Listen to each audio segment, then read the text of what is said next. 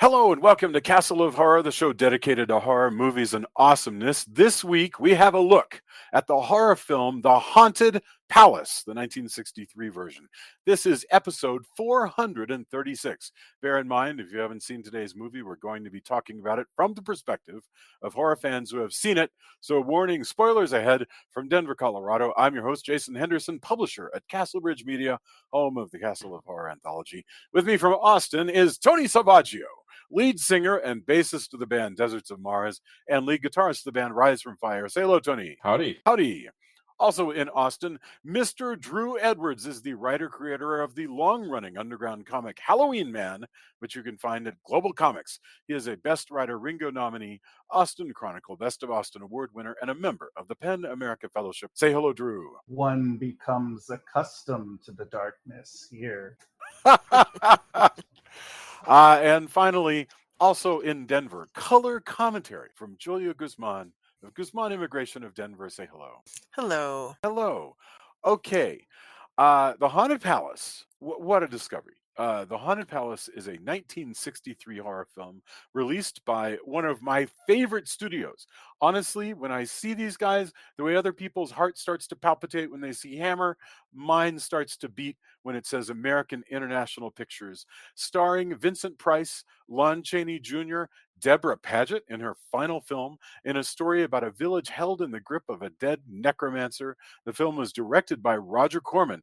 It is one of his series of 8 films that are considered based on Edgar. I'm finding weird ways to say this because it's part of the Poe cycle, but it's really an H.P. Lovecraft adaptation. But that's not a secret. It's like in the opening. Yeah, he wanted to do a Lovecraft story, and the studio was like, it's Poe. We're calling it So when you Poe." watch the movie, it says based on Poe's poem and a story by Lovecraft, and that's I guess that's fairly true enough.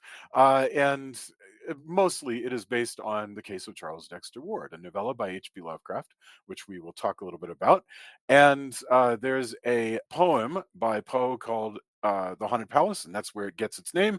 And Vincent Price reads from it. So if you like listening to him read stuff, here is yet more rap by Vincent Price.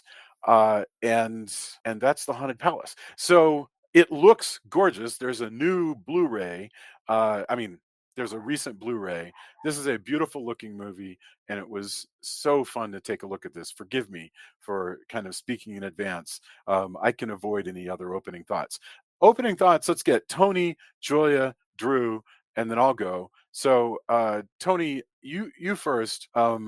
Haunted Palace, what are your opening thoughts? Oh man, I'm glad that Drew brought us back to this. It's been a long time since I've seen this. I know I saw it probably on side kind of streaming at some point in the past few years, but revisiting it, it's actually, it's broad strokes Lovecraft, but I think they bring enough into it with the, things in pits and elder gods and necromancers and everything like that. And some really, it's one of those that's, there's a lot of adaptations, there's a lot of Corman picks, and this one has a lot of magic bits that go further than I think what you kind of expect. And not that, I mind, but it's, the bits where they go the extra mile, there's some really great dialogue, there's some great makeup effects, there's a lot of really good cuts and just kind of punctuation that we kind of can get into later. The cast is great. I really enjoy this movie, and I highly recommend it. I definitely think it's a cut above a lot of adaptations and a lot of Corman films. And I dig Corman films. That's not meant as a knock, but yeah. There's a lot of times there's a certain kind of flavor and expectation you have, and I want to say that this is like a letter grade above that, or maybe a plus minus above that. Yeah. And it's Vincent Price, so he's gonna do what he's gonna do. Like, he's gonna be magic in it, of course, right? But yeah, I'm super stoked to talk about this one. I marveled a lot at the extraness of this film. Beautiful. Thank you very much. Julia, what about you? Yeah, it was. It's a neat story. It's really interesting. I thought it was a good looking film. I love Vincent Price. I just get such a kick out of all of his performances. I liked that the women that were multifaceted and that there was more than one of them. Let me think. It's interesting. It's disturbing for sure. I mean, it's definitely horror. Um, so yeah, I think I'm looking forward to talking about it. I don't know Very what else good. I want to start off with. Yeah. No, that's good. Drew, what about you? Oh yes, the Haunted Palace, aka the links a playa will go to get a big titty goth girlfriend. Uh, um, I love this movie. It's actually my favorite of the quote unquote Poe cycle, even though it has the least to do with Edgar Allan Poe. I'm not saying it's the best. I'm not saying, before anybody cries out blasphemy, I'm not saying it's the best one. That's not what I'm saying. I'm saying this is the one I enjoy the most because it's just I revisit this movie on a yearly basis, and it's consistently entertaining. I like Tony. I a really juicy double performance by Vincent Price. Mhm. He plays Yeah. Charles Dexter Ward with such warmth, and then when he's Joseph Kerwin, he is an Iceman. Like, he's so scary. So I love this. This also movie, I think, features one of, if not the most frightening scene in any Roger Corman movie. And I'm glad that we chose this one to sort of kick off our salute to the recently passed Roger Corman, because Yeah. I think that this is an interesting movie to dissect, because it's in many ways, it typifies a lot of things that we associate with Corman, especially it being like a costume horror movie with Vincent Price in it. But Yes. also, I think it's unique in that it's also Lovecraftian. So this is going to be a good discussion, in my opinion. Wonderful. I'll spare you guys with any opening thoughts, because I think I would just be repeating what you've said. Uh, and let's get in this. So, Drew, when you were talking about this, but before the rest of us had watched it again, you said one thing I love is that this is an H.P. Lovecraft in Poe drag.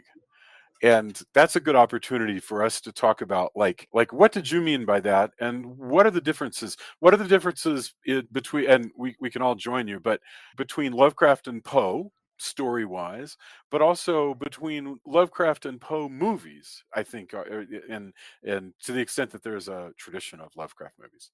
So wherever you want to go at that, go crazy. Well, I think the big first major difference between this and what we would think of as a Lovecraft adaptation, or even the original story, is this is a costume drama. This is a period piece. Like, it's a gothic, romantic, people, women in corsets, men in suits, and there's horse-drawn buggies and top hats, and Yeah. Yeah. that whole thing, which is definitely much more of the sort of Edgar Allan Poe Yeah. imagery. The original story is set in 1920, which would have been contemporary Yes. for Lovecraft. So it doesn't have any of this flavor. I also think that the way the supernatural is portrayed in this is much more in the spirit of Poe than in the spirit of Lovecraft, because in this, there the way Ward and Kerwin switch out has to do with like a haunted painting, which Yes. feels more romantic. It's more ghostly. There's also this longing for Kerwin's lost love, who was also a witch, which again feels very much like a Poe thing. Lovecraft didn't have much patience for romanticism. The also the story and subsequent Lovecraft adaptations, there's a lot of gnarly. I mean, there's body horror in this, but there's a lot of really gnarly body horror in the story. Huh. Right. Not least of which involves some, Kerwin committing acts of cannibalism. Really? Yeah, and that's not here. And for one, I don't think that Corman and company really could have gotten away with it at this point in time. Yeah. But also, I think it would have thrown it out of the general Poe vibe that they're sort of thrusting, the Lovecraftian elements into. Well, and also if you want to be able to salvage,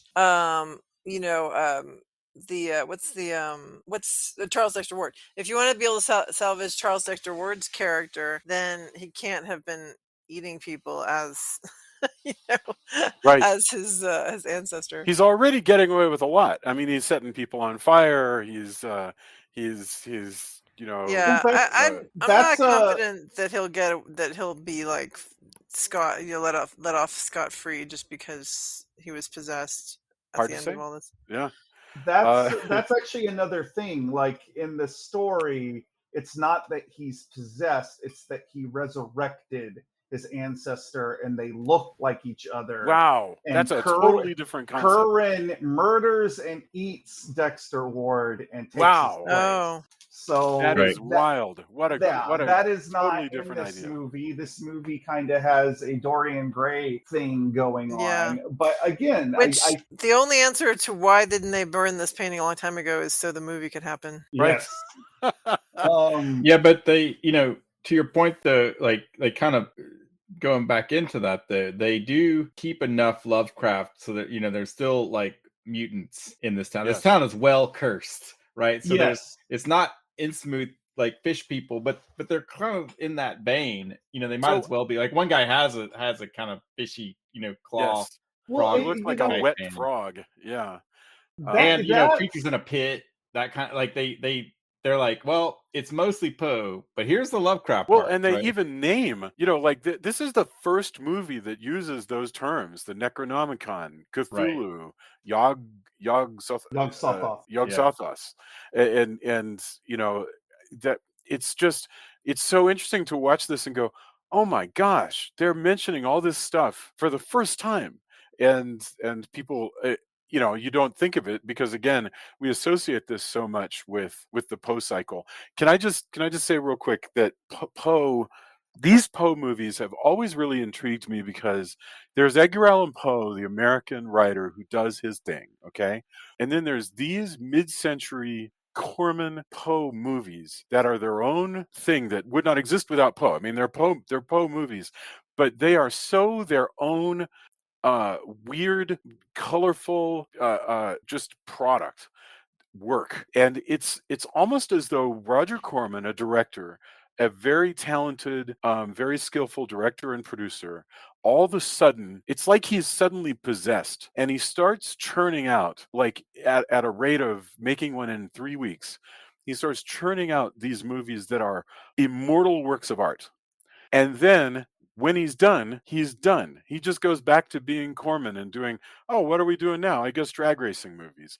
And this Maybe level he was of, possessed by the spirit of one of his ancestors. I know, and Corman remained a genius in his own right, but never the peculiar genius on display in the Poe cycle is a thing all its own that is totally different from look how much money I can make off Eat My Dust if I get Ron Howard to direct it and he's just happy for the job. Like that's a totally different Corman than Well, I think these are. I think it's safe to say that these were an artistic statement by him, whereas a lot of his other movies were more exercises in commerce. Like the only other things to me that have as consistent a aesthetic from his filmography are his what they call the beatnik horror movies, like Little Shop of Horrors and a bucket of blood. Yes. And those also, I think, even though they're not nearly as phenomenal as these, they do have a certain consistency between them, and they have a point of view. But you know, the look and style of these movies, especially, you know, the and also the fact that they were a collaboration largely with Vincent Price, who was like the perfect actor to embody It's a really good the point. mood of these movies. I But mean, Hammer ran into the same, I mean, not the same problem. Hammer faced the same challenge because, yeah, if you don't have Price anymore, I mean, they stopped these movies before Price was ready to give up. But like, there's no like, who are you going to replace Price with if you don't have Price? You know, like he's part of a certain like. There's no like even in Great Britain, they were like, "Gosh, can we replace Peter Cushing with Ralph Bates? Is that going to work?" And not really. I mean, you know, these guys were their own. Were you know, Vincent Price is sui generis, and so is Peter Cushing. And once he's ready to hang it up, or he's too old to play a romantic part, nobody knows what the heck to replace him with. And it's still a mystery to me. So well, I don't. I there's yeah, a certain vibe about the stage trained horror yes. movie stars of yore, you know, that it's largely different I mean, who's around? than Anthony Hopkins is yeah. around. So you could, in theory, have done another Usher with Anthony Hopkins, I suppose, in the '70s. You know, but it's like it's that's not how our history went. These movies came to an end, just like Hammer came to an end, Well, and there and was a the world new came to an end. type of horror movie star once you got into the 80s. Like you couldn't have Right? like Robert Englund or Bruce Campbell wouldn't really work in these kinds of True. roles, really. I mean, maybe Robert Englund if you dressed him up enough, but certainly not Bruce Campbell. No, but then He's David too blue. Warner Yeah, was able to just successfully kind of segue into you know his new roles, like being in like David Warner would have been fine in a Hammer movie, and he was also just fine in The Omen and Tron and whatever else he was. waxwork. Yeah, yeah. But okay. So anyway, it, so basically, all I'm saying is this is lightning in a bottle. This is the middle of the Poe cycle, and it's still going strong.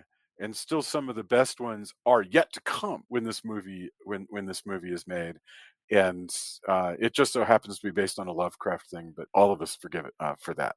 I Well, have heard. Yeah, go ahead. I think it makes it interesting because you have two different, you know, writers kind of coexisting and then rechanneled through Yeah. Corman and Price and Lon Chaney Jr. into this, you know, gothic horror movie. Yes. And, you know, it's on it, and it's honestly is a Lovecraft adaptation. It's honestly painfully overlooked and one of the better ones, because I think when we think of, you know, Lovecraft adaptations, we tend to jump right to the 1980s and stuff like From Yes. Beyond and, you know, the Stuart Gordon Yes. Lovecraft, which I love, but, you know, like there's also a lot of other H.P. Lovecraft adaptations that aren't nearly as memorable as those. Agreed. And Yeah. you know, this just has like a certain spice to it that, you know, I Well, I like mean, that it's a costume drama. and it's always it's so funny because it's hard to figure out like where the edge. This is so personal in taste, right? But like there's always a level of irony to Vincent Price.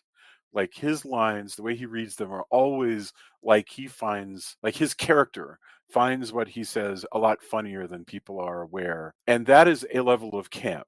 But then you get to the level of camp like in the Reanimator, and I don't respond to that one as well. But to me, the level of camp being seen in anything Vincent Price does is like, you know, perfect for me.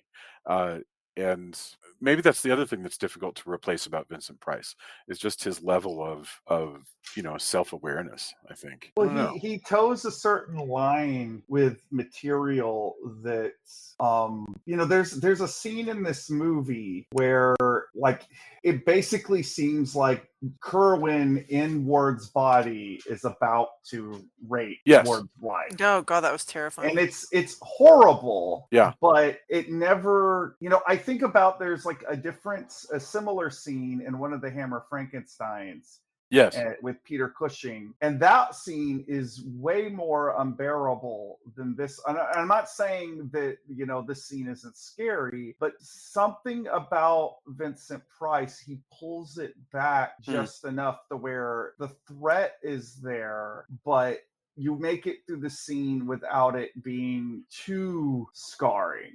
He's really effective at the evil laugh, which of course Yeah. we have in Thriller. And he's really effective at the turning on a dime thing, so that you kind of like the very last shot of the movie where Charles has escaped the fire, and he's just like chasing the tree, and then he turns, and then suddenly his face changes, and that he's still Yes. possessed. It's just like, they don't tell you. It's obvious just from how his lips. Well, partly because he grins, but also just his face just changes. And I was like, that's impressive that you can, Well, It's very impressive. change your Yeah. eyes. when he is Joseph Kerwin in this movie, like, he's really evil. Yeah, Like, super evil. like it's I had a discussion on Twitter a while back with a friend who said he did not get horror fans' obsession with Vincent Price because he thought Vincent Price was too cuddly to be scary. And I was just like, well, you've been watching the wrong movie. Like, what have you only seen Dr. Goldfoot or whatever? Like, like, there is like the Vincent Price that was on Batman and making egg puns and Yes. all that definitely traded in on his image as a horror movie star. But like, then there's like the parts where he's Joseph Kerwin in this, and then I think about him also in like Witchfinder General, where Yes. he just. And by the way, there is no irony in Witchfinder General. No, That like, one is a completely dark, unrelenting, grim film. And even when there's slight mod and camp in Dr. Fives, he's still playing that. He's going for broke in that, and like, I mean, I get sort of if your friend saw the wrong movies, but I mean, there's a reason why he's a horror icon. It's not because of camp exactly. No, that's true. I guess that's fair, but even if the guy had watched some of the best ones, it's still possible that person might have, because I've run into people like this themselves. They're not, for whatever reason, they're not necessarily interested in like investing in this art, engaging with this art, and even sometimes, if need be, meeting it where it is. They're thinking of the fact that that's Technicolor. It looks different from now. That lighting looks different from now. The makeup, the style, everything, and so it feels so alien. It is sort of an elevated performance that we don't really, again, it's that the stage trained actor versus like somebody who is a film trained actor. That's what Price said himself, by the way. He said, those of us who learned on the stage, this is what we do, is costume dramas, and there's less and less work for us. I remember him making that comment. He plays it big, but like when he throws that kerosene on that one guy, that's an evil mofo right there. It really was. He was so casual about it. He's just like, he's like, kerosene, my time, match, and done. Yeah, it was very. Well, I mean, when he gets the guy, that one guy fights a mutant, gets thrown into the fireplace, like, oh, it's fire now. Like, he's, and just when they're going, man, should you do this? Like, play your hand. It's like, yeah, I should. Like, I'm kind of owed this. Like, his ego won't let him not. It's like, I think I need. He's fully convinced. Like, I need to set up some mofos on fire. This is how I'm gonna. He says, it's been 110 years. It's time for me to do that. He says, I won't be satisfied until this entire town is a graveyard. And the way like, if you are a fan of cinematic villainy, like, how can you not love that? Because like, there's such and maybe that's it. Like, maybe that we just don't want our villains to enjoy themselves like that. I don't think that's true. I don't know. No, we definitely do. So did he do the all the people who are disfigured, is that mostly him, or is it the three of them together? Who made that? Because I'm thinking he already has done so much to this village, but I Well, don't know I if Well, that thought the it was includes him. idea the Curtis, idea right? is that he was taking women from the village, letting them get impregnated by Lovecraftian monsters, and Right. sending them back, and now that is all mingled up Yeah. in their bloodline. But So is it mostly him and not, or him and his two I mean, colleagues? I'm assuming it was all four of them, including his girlfriend Hester. Like they were Oh all yeah, in yeah. on it. Hmm. But you know, Yeah. it's never quite spelled out, and I think it's probably because that's possibly too hinky for because I mean, essentially what he's doing is he's letting women get raped by space monsters, and Yes. Yeah. that's when you spell it out like that, No, it's It's really horrific. so grotesque and right. That's really loathsome. And when you spell it out like that, they would never have let you get away with it, even lines of dialogue about it. All they can I do is don't kind think of that hint. was clear. I'm glad that you're spelling that out because I don't think that was clear to me. I was so confused when they have the woman at the beginning and she's kind of catatonic or whatever, and then Yeah. when she's held over the pit she screams, and then the next we see the villagers with the torches are pounding on the door, and she's all dressed and she's fine. So I'm like, well, did Although anything she happen does to seem her? like she's in a trance. She's That's the definitely in a other trance. part. No, but I mean, Right. she seems. My point is, she's not screaming anymore, and she's not like shaken up. So I was so confused as to what happened, and I still don't know exactly what happened to her. But that's what you're saying is what's happening, Yeah, whether that they completed the task or not. But yeah, that's super terrifying. all of that. I also, I when we're talking about all of this plus, makeup, I really like it starts subtle and it gets less subtle. Whenever he turns into Kerwin, they give him makeup like it's The lighter at eyes. first and Yeah. then gave him this like gray kind of pallor, which is mirrored each of the other warlocks, I guess, to kind of indicate that they're old and corrupt, gets their own kind of makeup. Yeah, Lon Chaney Lon Jr. kind Chaney's of kind of looks. yellowish. Yeah. Yeah, he looks a little bit like he has sort of jaundice. Yes. And Um, the other warlock gets kind of a more of a pallor Yeah. Well, and to Vincent Price's makeup then mirrors the painting whenever right, they right, do it. right. Can Yeah. I want to But mention it's this subtle at painting? first, and then each time, like I love, and they do great transitions. Sorry, Jason, but No, no. they like he's got this look, and then when when she comes down, when she's worried when she hears him, talking to the other warlocks, and then they go away by the time she's down, and he lifts his head, and Yes. he's Charles, and he's kind of flushed.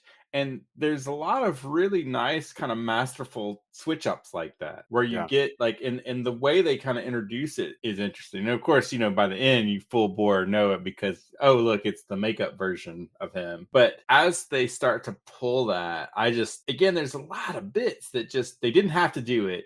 And the fact they did elevates it and makes it interesting. So, but yeah, go ahead, Jason. I wanted to mention this painting. So Charles Dexter Ward, who is a modern man of the 1890s or something, has inherited a castle, and they show up and they walk in and they first spot this painting of Charles Dexter Ward's his Joseph Corwin. ancestor, Joseph Kerwin, his great great great grandfather, I presume, who is also, anyway, it's a painting of Vincent Price, and it reminded me so much of the paintings in House of Usher. I was not able to confirm anywhere that they are by this painting is by Bert Schoenberg, who's the guy who created the Usher paintings as well. But it's so particular. It reminded me a lot of those paintings. I mean, those paintings were more abstract than this, but nevertheless, it kind of I just want to know if it's a Bert Schoenberg painting, and I don't know. So hopefully I can learn that soon. And if anybody listening knows, oh yeah, that's a Bert Schoenberg painting, then let us know. But Or it's not. really really cool.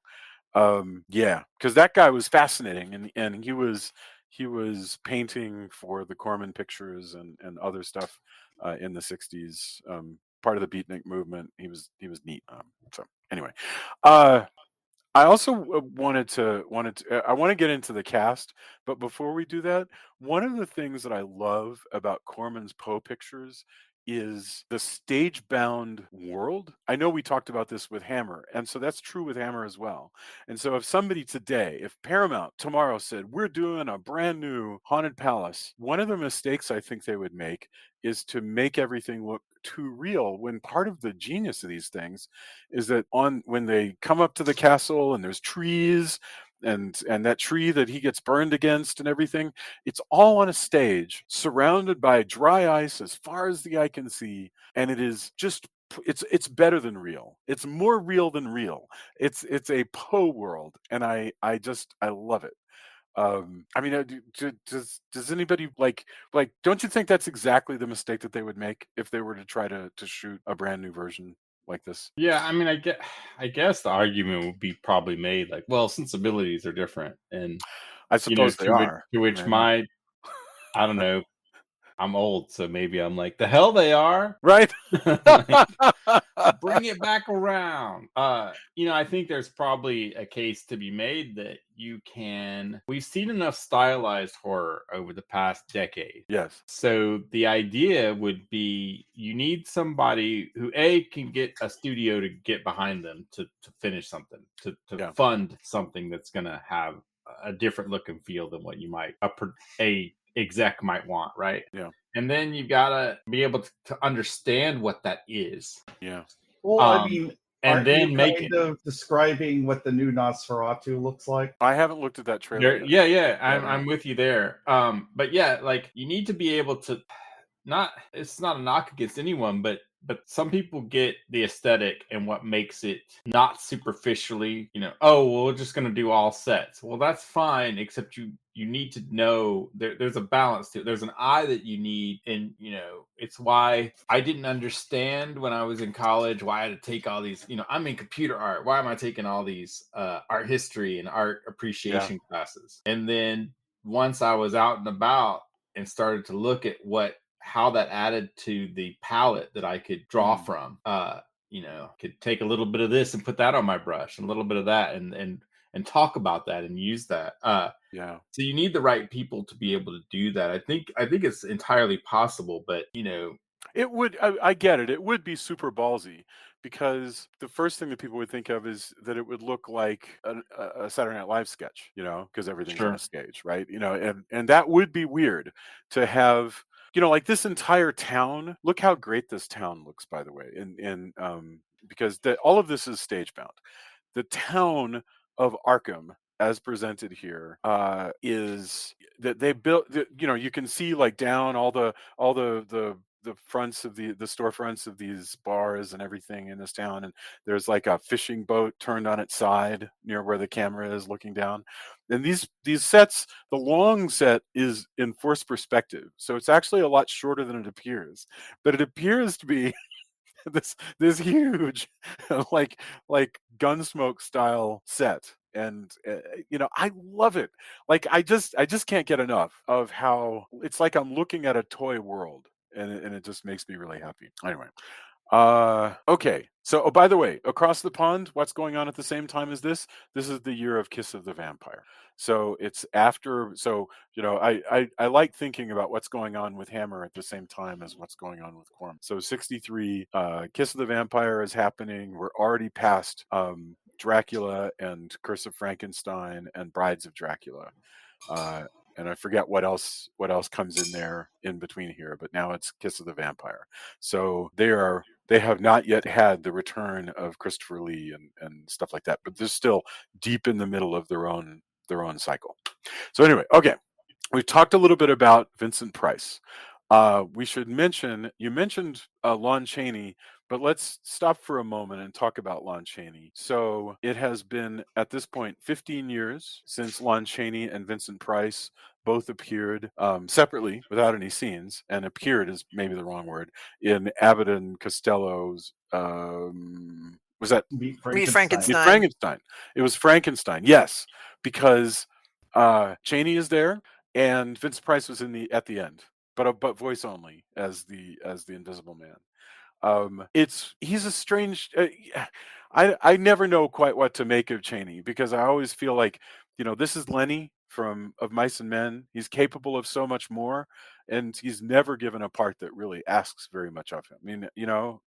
I mean, I suppose he's an imposing figure, It's but hard to be a werewolf. yeah, but I mean, here he doesn't get, like he does as well with this part as anybody could. But He's basically playing the Igor role in yes, this. Like he's the evil butler, he's the evil assistant. But I do think that he brings, and perhaps this is just my affection for Lon Chaney speaking, but I do think he brings, a certain, like when he delivers his lines, like he gives facial expressions like his character is working through things. Like there's an internal world going on inside this guy's mind, and which we are to believe that he is a several 100-year-old warlock, yes, posing as a caretaker. And so yes, it's kind of a good actor bringing an A game to an underwritten part, but I do think that, like you mentioned, that this was almost Karloff. I think that Karloff would have been completely different in this role. I suppose he would. That's a good point. There's certain stuff that works better with Cheney, like because he's a big guy, for example, like he does have a physicality about him. Like there's the part where Ward's wife is running through the castle in the dark, and we see the outline of Lon Chaney. His character is named Simon, I believe, and he's at the edge of this hallway, and you just see the outline of his body. That would not have worked with Boris Karloff. And I agree. As and he he's so was, hulking, right? He's a giant man.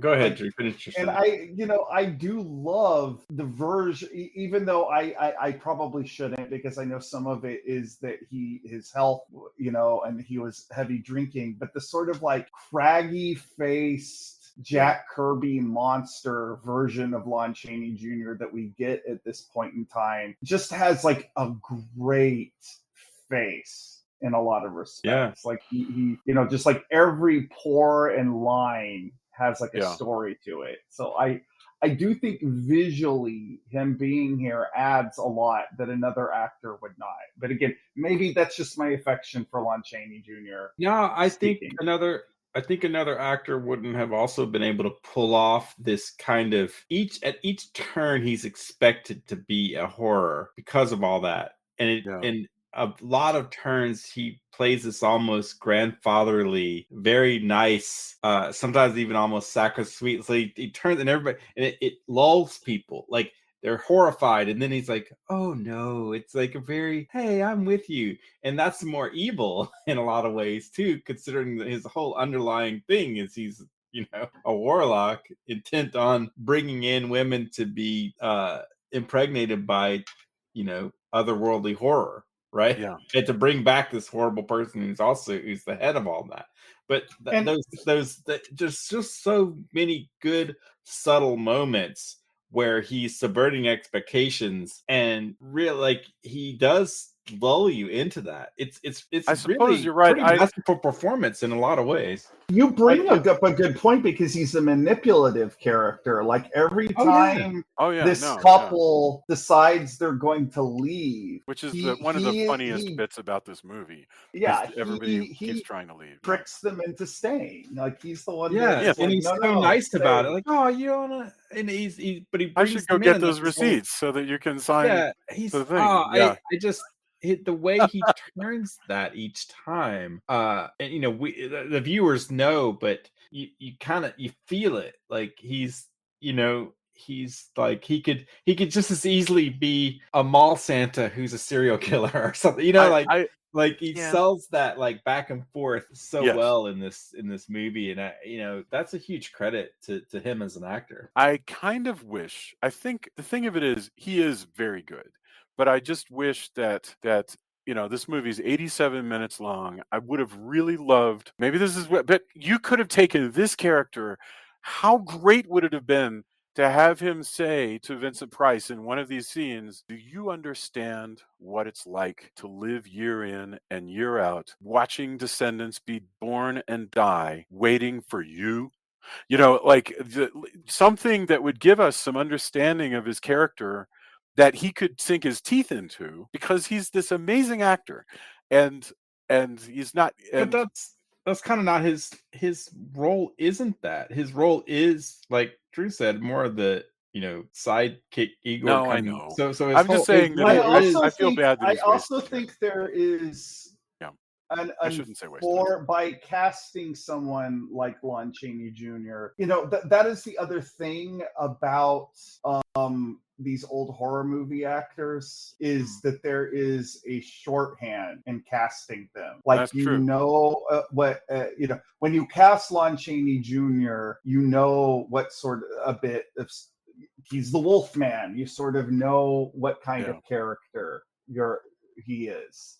Like, the audience knows this. Where you cast Vincent Price, you sort of know a certain things about his character going into it. I think that is another thing that we've lost about no longer having these type of actors, is there really isn't again, like, maybe there's like a handful, but there really isn't horror movie stars like these guys anymore. yeah, we It's specific to the 20th century in many ways. it's the same in martial arts movies. There Mm. aren't as many martial artists who have the drive to be martial artists as well as actors, like martial artists first and then actors, and they aren't being trained, and there's just the way that it works now is so different.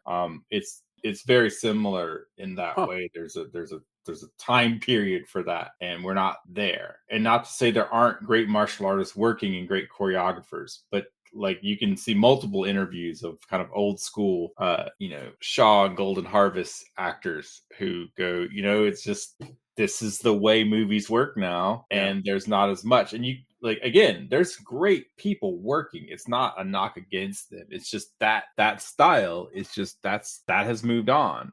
And it yeah. saddens me, and there's people trying to keep it alive, but I think, there are actors who are kind of keeping the stagecraft elements alive. But it does, I guess everything ends, but it does kind of make me sad that we don't, who are the people who are getting into that. It's a really good point. Because if you think of actors, even in later than this, there were certain actors like, I don't know, John Colicos or Jay Robinson, or that guy who was, Noble Brothers and Sisters. Do you see him? Does he have the mark from the Omega Man? That guy whose name is escaping me right now. Anyway, those guys walked on a screen and you were like, "Oh, that's the bad guy." Like, you you knew him the moment you saw him. And those guys are far and few between But now. there's also, like I was saying, with these type of actors, also, like, each one of them brought a different energy, because, like, Vincent Price is unrepentant Yeah, bad guy. Lon Chaney Jr. is tormented bad guy, and that, so there's like sort of Right. an underlying that's vibe true. there, whether it's spoken or not, because that's who they were. Like, That's an that's excellent point. Yes. I did you I think you already mentioned this, but one of the interesting things about the change in time and place in these, I wasn't thinking about this, but the fact that Lovecraft was so obsessed with this idea of cosmic evil and ancient evil coming back meant that he was perfectly satisfied to place his stories in a contemporary setting for him. And I guess the reason that Poe places his stuff in a Gothic setting is he's the opposite. He's totally in love with a kind of more recent but untouchable history of castles and chilled Well, Poe was princesses and all also that stuff. romantic, Yeah, and Lovecraft was decidedly not. Like, there. no, you're right. Lovecraft was so sort of misogynistic, that there's almost no women characters in a lot of his stories. So Right. a lot of And the Poe's time, obsessed with ladies. yeah. They're his muses always, and they're usually not for nothing. They're usually dead, and he's he's obsessed with living his miserable And life. they invented a relationship like that in this movie just so Yeah. it could be more Right. Poe-esque. Yes. Yeah.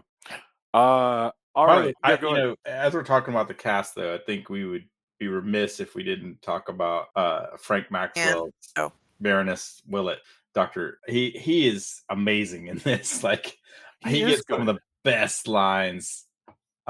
It's a In it. thankless role because it's not the role that anybody remembers, right? But he is really good I mean, as this doctor hero character. he tells him you should flee this place like you would a madman with a knife who's coming to destroy you. I mean, that there's just so many good lines like that. There's great bits like he's telling the story of Kerwin, and he said, oh, they burned him, and at the same time Price is pulling out a a stick with the fire to light his His cigar, in right? Or his his cigar. yeah.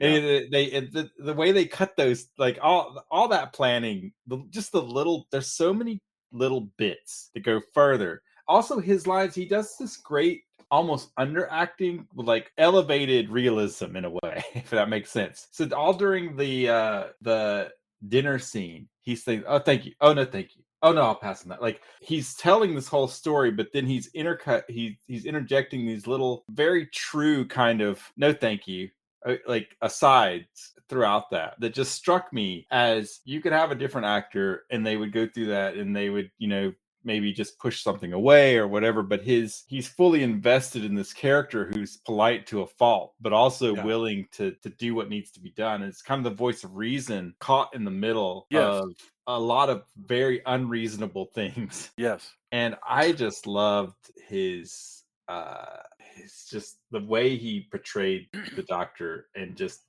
what they had him do and how the little bits he added to it. He's a great character. It's kind of a Just stock character.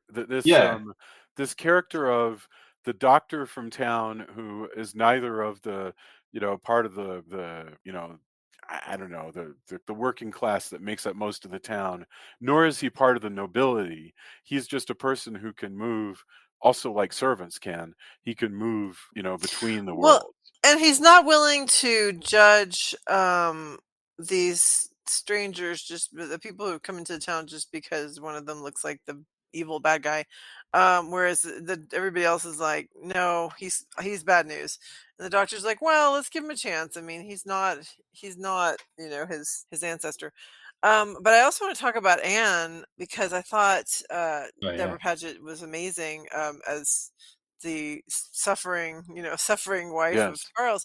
I kept thinking about, like, what would I do in this situation? It's such a hard. I really was thinking that this might have been an inspiration for The Shining, Mm, because that whole idea that you're going to be trapped in this palace with somebody who's slowly going mad is what it looks like, or in his case being possessed, but not want to leave because she didn't want to abandon her husband if she can find him, if she can get him back, mhm. and so she's like, I can't just leave. I need to figure out if I can reach him. I need to be, whatever. So I was like, man, that's a really tough spot. And I thought Deborah Paget did a great job portraying that, just that the inner turmoil that she's going through about this It's a decision. wonderful job.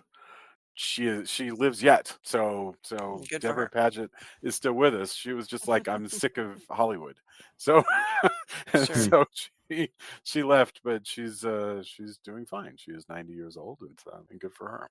yeah. And Um, it takes Kerwin really taking over I mean, it is a harrowing scene where he's like, hey, I'm gonna get what I want regardless. And it There's just it's but like that's what she's really like, I can't, how do I, like, what do I do now? Is this madness?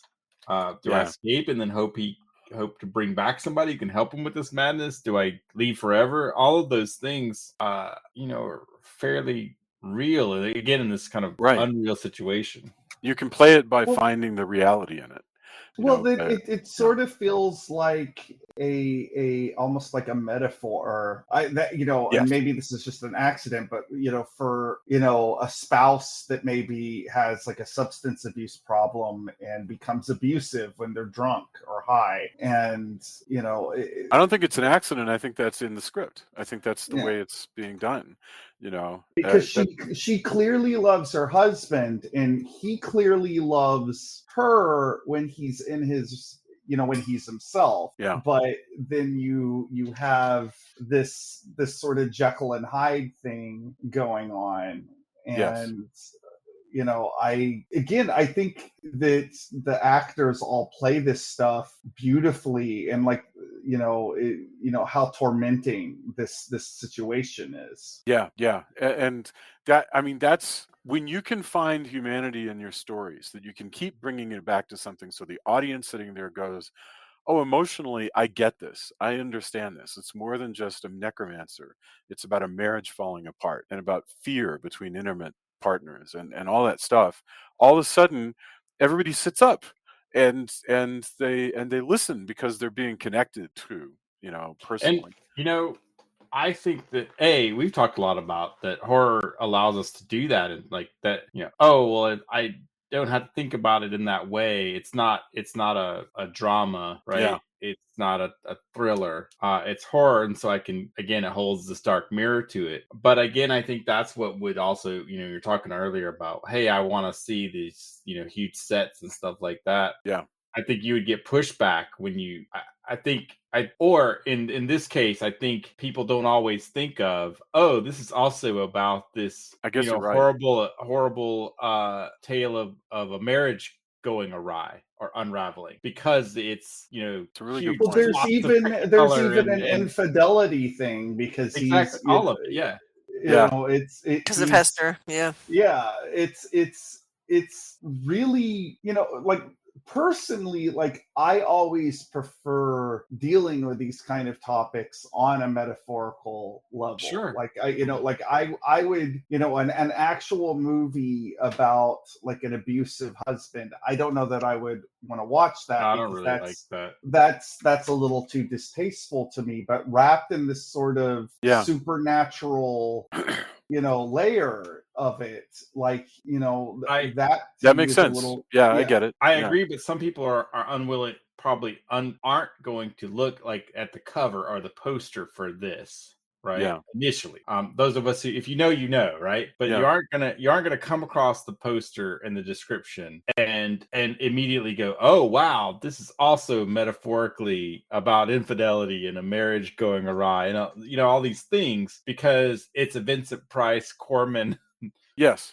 But I Poe think that's and drag okay. I mean, I movie, feel and like that's great. But it's this weird kind of, it's up to, I guess it's up to people like us to, like, no, like, take it, like, think about it well, a little bit, and I would that's also go the magic, I think. I think you can even allow people to find it accidental. In other words, I don't think you have to mention it to people. Like, in other words, if you Right, ask right, people right. about The Shining, they don't think of it as a meta, unless they're one of us, right?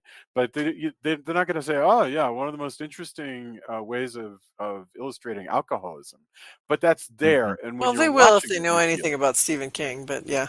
Yeah, but Right. that's you've just defined one of us, right? Because the Well, average, like, moviegoer, they're just going to watch it, but I think when they're watching it, then they'll be engaged on those levels, but you might not even actually articulate it. Like, in it's, other words, I yeah. don't think you have to advertise it. I don't think No, you I have to, got like, you. It's about how you approach and view art, yeah, right? And it's up to the viewer. Is this a pretty piece of art, or do you study it a little, like in your gallery, and you kind of roam through the gallery and you go, "That's beautiful. Oh, I don't like that one as much. That one's very red," right? Like, but I'm not here to tell you how you should approach art, because that's on a personal level, right? yeah, But when you go, hey, no, this was a metaphor for a civil war, and it looks like this, like, what? Oh wow, not just this, yeah, anything that's like, anytime you can go deeper. But I think horror, in some ways, you don't expect those things yeah. out of a Corman Poe Lovecraft movie with No, Vincent Price. you're right. And You're that's exactly right. I think that's what's fascinating about it, and kind of why we Well, and it want to also talk about these things. the difference is you find yourself so pleased by a movie like this, and then sometimes when you see one where they forget to bring the second layers that aren't necessarily consciously connecting with us, but are connecting with us unconsciously. If you leave those out, you find yourself watching the movie and not being particularly engaged, and and it falls a little flat, and it's done, and you go, I guess that was okay. Like, and so I feel like I should use I statements. I sometimes don't exactly know why a piece that I'm watching that I'm connecting with it so much, but I am aware, hey, I connected with this a lot more than this other thing, and it's usually because of the script thinking about connecting on those levels, whether it's like flashing a red light at me or not. Anyway, this is a really good job, I think, is what is is what we're saying. Charles Beaumont's script is pretty great. Well, and they managed to take all these sort of, this is a really well made quilt of different elements, like Yeah. because again, it's a Poe Lovecraft mashup. It's a mid-century gothic horror movie. It's a movie about a marriage falling apart, and yet it all comes together and it clips along. It's never Yeah, in like you under know 90 minutes, right? It's yeah. amazing. Yes, yeah. He wrote a bunch of great Twilight Zone episodes, Charles Beaumont did. And he also wrote The Mask of the Red Death. So this guy, he was the real deal. Totally. And when you So say he wrote a bunch of Twilight Zone, what that means is this is the person with good Twilight Zone episodes. This is the person that set the stage for modern horror. Yeah. Like I think years ago, I think I'd watched. I think in the early days, I want to say it was early days of Netflix, and they put all except one season of Twilight Zone up. And if you watch them all in a short amount of time, you go, oh. These are just all the stories. We're just retelling Twilight Zone at this point. And again, not a knock against people because those are great, but like it touched so many people's minds and left such a lasting impression. That's the real takeaway. It was like, even though I don't think people are just like, oh, I'll just rip off Twilight Zone. Right. Yeah. That's not the point. Some of that happens, but the seeds of that stuck so firmly in our storytelling, how we do twists and reveals, and just the themes just kind of swat through our no longer are we exact, like, is it a retelling of perhaps a Greek myth, but so much Twilight Zone. Yeah. And when you, again, like I said, when we're watching them in a short space of time, I just realized, like, wow, these are our modern tales. Yeah, that's right. This is what stuck. Yes. Yeah. And so again, when you're saying, like, he did all these Twilight Zone episodes, it's like, well, you know what? That means he inadvertently created a lot of other ripples that made other movies. Absolutely. He also wrote. I was just reading about this. So he wrote Queen of Outer Space, which is a wonderful B film that I think that was also Corman, which we did an episode on.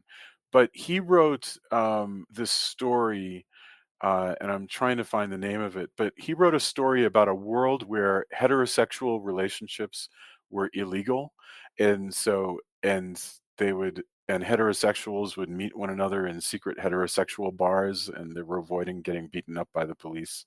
It was here it is, The Crooked Man from 1955. He wrote that in for Playboy magazine, and it's I don't know what Charles Beaumont's sexuality was, but obviously he had his ear to the ground as far as an understanding of queer issues, and that's pretty amazing. Well, that's ballsy for 1955. I know. Too.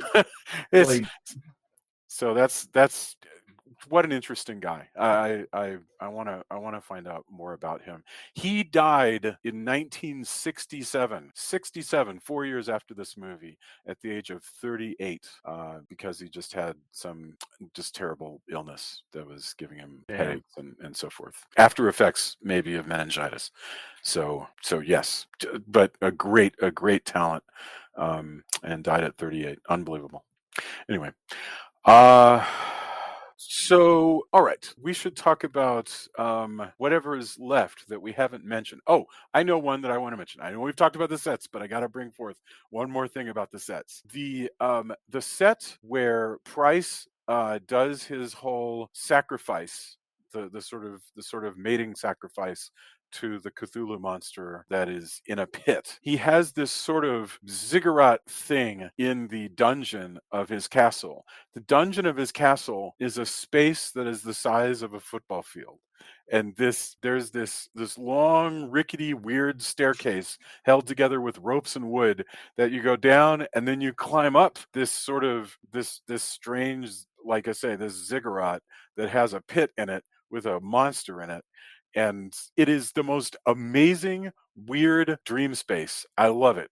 See, And that's where what happens there is is where you build your castle above the cave that has the monster, and yes, then you build the worship pit and just kind of push the monster into it. Like you live here now, and it's powerful, but not powerful enough to not. That's usually how that works out. So you're like, well, there's this cave with this monster in it. We've been feeding people, and it's been doing bad things, and so I'm gonna build this castle over it. Learn how to kind of corral the monster, and then enact terrible villainy to the town. But the reason it's that big is there's no way that it wasn't originally like, hey, that's the monster cave. We don't go there. And then somebody eventually goes, monster cave, you say? I'm a warlock who could really use a monster cave.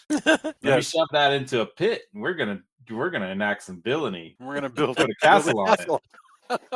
This is all good. This is good stuff for a warlock. That's usually how that happens. That's wonderful. I love it. I love this whole. There's elements of King Kong to it. I mean, there's a piracy element to it with all the ropes everywhere. It is the Well, strangest. it's a again Yeah, why it's that cave is the idea is that that's all the scaffolding. Like you didn't yeah, build a permanent Well, thing and because also also they had to rebuild it because after 110 years, however they were doing that has changed. yes. That's that it again. That's a good point. It's part of all of that is why it's a scaffolding and not a Yeah, well, a and castle also staircase. prior to Joseph Kerwin having it, he says it would belong to Tomas de Torquemada, who that's was true. the Dominican friar Grand Inquisitor of the Spanish Inquisition. So he probably tortured people and stuff there as well. And he, Right, but Right.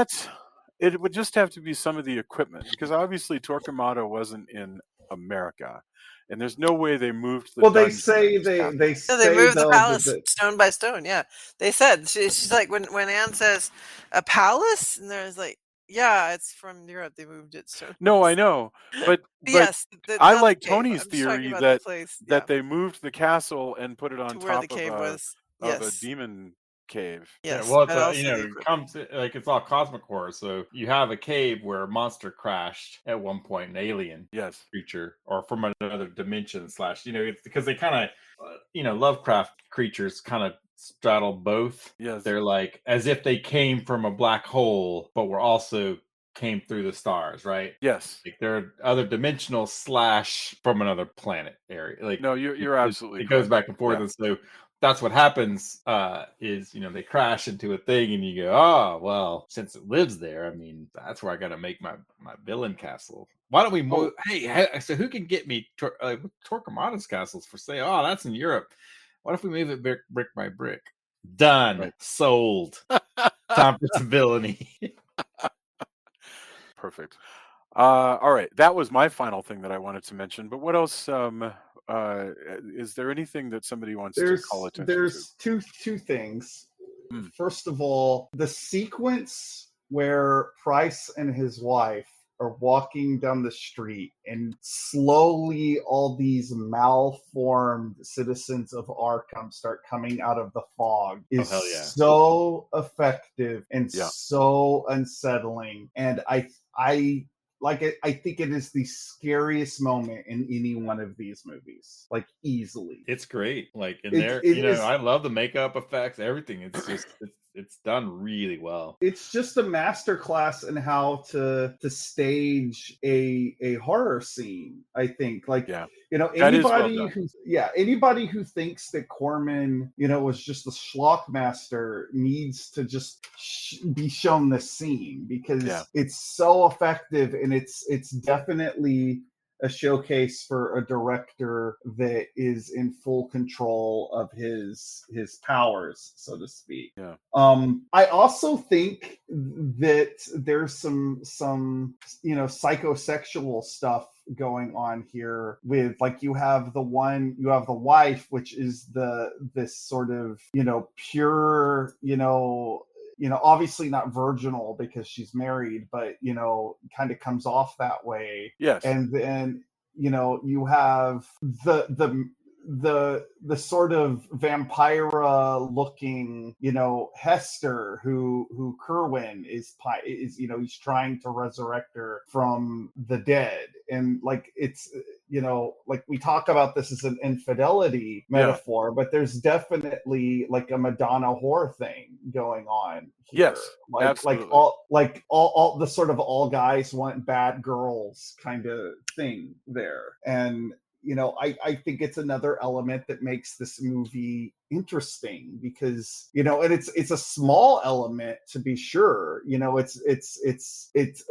it's not it's not insignificant either, because again, it's not a Lovecraft thing. Right. It's because Lovecraft didn't really have time for sex at all in his stories. And Well, it wasn't a I prime always motivator as far as we can in his stories. That's I always kind of chuckle to myself that it seems like anytime people adapt H.P. Lovecraft, they tend to add in like a lot of kink. Yeah. Like the Stuart Gordon H.P. Lovecraft movies are very kinky, and this one also has Vincent Price kind of pining for his busty ex-girlfriend. And Right. like, Lovecraft is, I think I said this when we were talking about Dagon years ago. Lovecraft would be turning in his grave about this stuff. Like, a huge chunk of it's also like, what's going on in your head? I hate fish things. I hate the ocean.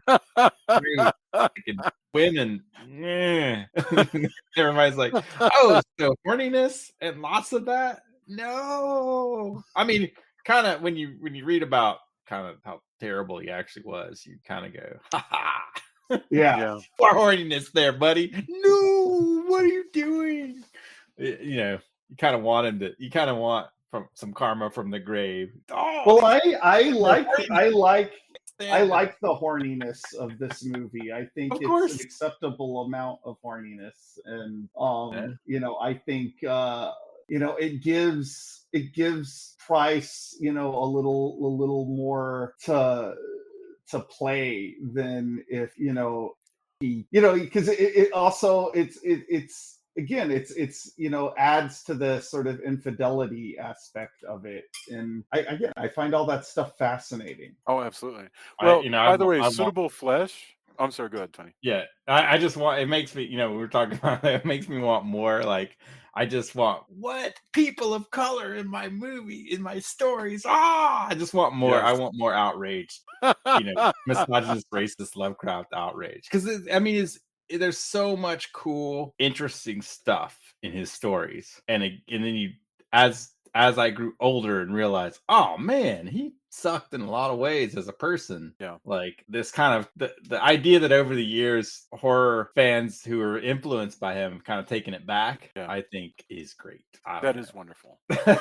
Well, and as the OG Lovecraft adaptation, I guess Corman was just kicking off a long-standing. There you go, exactly. Putting in stuff that Lovecraft would have hated. But what were you about to say about Suitable Flesh, Jason? Yeah, but Suitable Flesh starred Barbara Crampton and Heather Graham, and it came out. It was also based on a Lovecraft story. Came out directed by Joe Lynch. Came out like at the end of last year, and it was a similar thing, where it was basically they took a Lovecraft story and grafted it into the style of a 1990s erotic thriller. And it's great. It's really, really neat. And I was just really impressed. Also from Corman. So was it really? I did not know this. Yeah. That's amazing. Wow. And wasn't Stuart Gordon Or somehow maybe involved it with was just that kind of, before he died? maybe it I'm was just looking more and I'm of a not seeing. It Corman. is, however, by Dennis Powell. The screenplay is by Dennis Powley, who wrote for Stuart Gordon a lot. Like he wrote The Reanimator. And Well, stuff. it has not least of which by the appearance of Barbara Crampton, it does have a certain Stuart Gordon-ness Oh yes, to it. yeah. She's a producer on that as well. I mean, it's a neat film. Good for Well, I her. mean, Yeah. yeah, I think it's more that just Corman flavor. Although who was there? It was adapted. I thought for some reason maybe it was Stuart Gordon. I thought it was adapted Hmm. from it. There was a screenplay it came from. Which one? Now, Are you talking about Suitable Flesh? Suitable Flesh, yeah. No, it was, well, Powley wrote a version of the screenplay. It's based on the Lovecraft story, The Thing on the Doorstep, but Thing on the Doorstep. But Powley wrote a version of the screenplay that had the genders not as presented in the Right, movie. In the right, movie, they switched the genders so that Heather Graham is the main character, and she's obsessed with a young male patient. right. And and originally it was written a much more traditional way with this professor who's obsessed with a young female patient, and they just thought, wouldn't it be kind of more interesting if it were Heather Graham? and and so that's what they did, and it's great. It's really cool. Yeah. Which is sort of a mini endorsement all its own. So anyway, all right, we should get to our final thoughts on the Haunted Palace. So we were discussing, it was Tony, Julia, Drew, and then I'll go. So Tony, why don't you go first? Haunted Palace, lay it on me. Yeah, like I've said, I really enjoy this movie. It does, it hits above its pay grade in what you kind of expect. Drew hit it, is for better or worse. A lot of, even though I think in our circles, Corman is very revered. Oh, sorry, I need some more coffee probably. Anyway, Corman is more revered in our circles, but there's also the kind of schlockiness that is sometimes expected, and I think this hits above that in a lot of ways. The great cast, just the Poe Lovecraft kind of mashup works really well. I mean, Price is fabulous as usual. So I really really dug it. I'm really glad this is what we're kind of kicking off this retrospective with. Thank you very much. Julia, what about you? Yeah, no, I mean, I think that you guys covered everything that there is to say. I just really, enjoyed the performances and the look of it, and the very thought provoking story. I mean, obviously, it's based on the Lovecraft story, so that's probably something that I should take a look at. But yeah, I don't really have much to say. I I am not very very articulate about this film today. Sorry. No, you're doing wonderfully. Oh, by the way, Jason, it was unproduced Stuart Gordon, based on unproduced Oh, Stuart no Gordon kidding. script. Yeah, that That was I remember, like, I knew it was that, and I just couldn't. I had to look it up again because okay. it's late at night. But All yeah, right, good to know. based on unproduced Stuart Gordon script. Wow. Okay, that's amazing. All right, good to know. Drew, what about you? I am glad that we have started our descent down the Roger Corman rabbit hole with this. I think that this is a really cool movie, and it was cool to dissect it with y'all. And I hope it turns on other people to it, because I think it's kind of underrated compared to Red Death and Usher, which are great. Don't get me wrong, but this is also great. And I'm always happy to shine a light on a movie I think that deserves more attention. Wonderful. Thank you very much. I can add nothing to that other than that I'm just thankful that we got a chance to watch this, and I hope that people take a moment, especially to check out the new, very beautiful version that you can see on the Blu-ray, and really most of the streamers now have an extremely clean, beautiful version that's different from what you would have gotten on VHS 30 years ago. So this is just very cool. All right. Gosh, I am almost sad to be done talking about this movie, but luckily I know that we will be back next week, and so we'll be in a way we'll be able to keep coming back to this and finding more and more themes in these. But let's get our endorsements, like whatever you have to share with us, so that you want us to check out. And we'll start with Tony. What's going on? I went and saw the Bike Riders this past weekend, and that was really great. If you're looking for the director did a thing with kind of his influences, and one of them was like Goodfellas. So if you're looking for this kind of character piece in that vein, I liked it a lot. I think it's got some great performances. In a pseudo historical, based on true story kind of thing. And they did a really good job with the casting, because at the end they were showing like the people from the Bike Riders book that they took inspiration from, and Huh. they cast it really well. I really enjoyed that. I've also been watching The Bear, which is its own kind of. I can only watch so much. It's not usually something. It's done so well. It's to me it's definitely like I'm not usually looking for that amount of realism in what how things are, but I really like.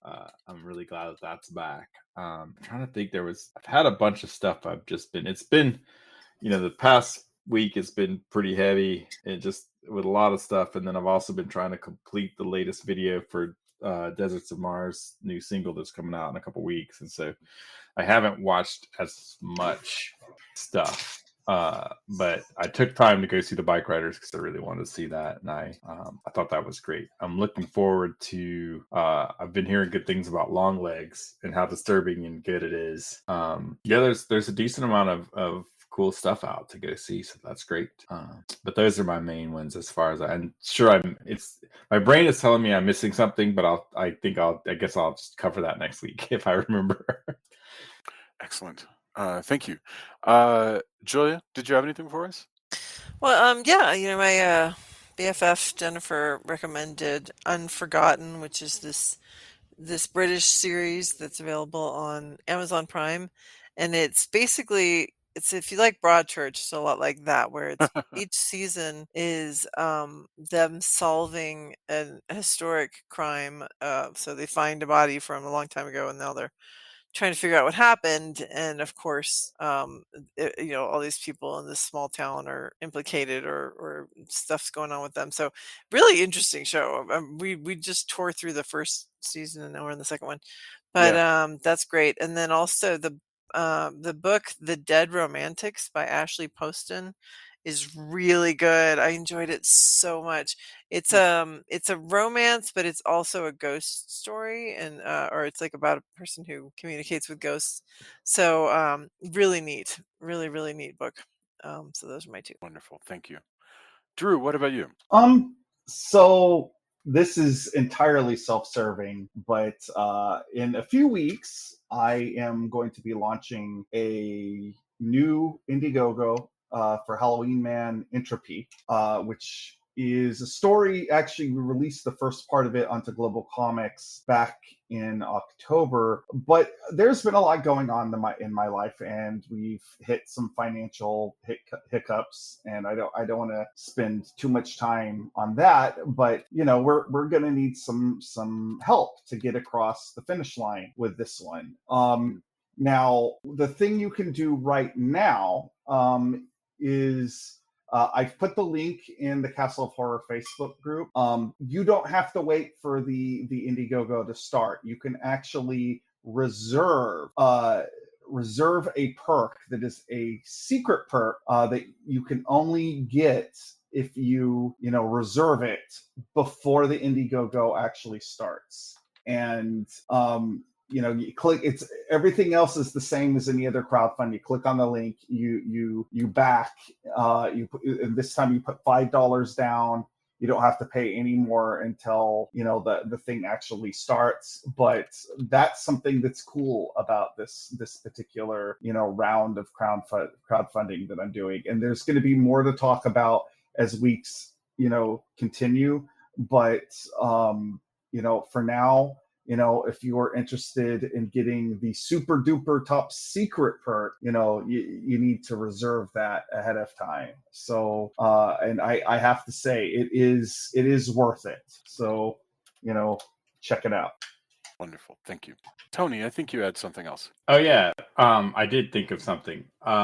It's as internally we know this, and probably a lot of our listeners do. It's really hard to get a book out, right? And I remembered my friend Keegan has written a book. I should post the link, called "The Ritual of Madness: The Ritual Madness of Rock and Roll: An Inquiry into Aesthetics." And he was in a band I've really enjoyed, called Destroyer of Light.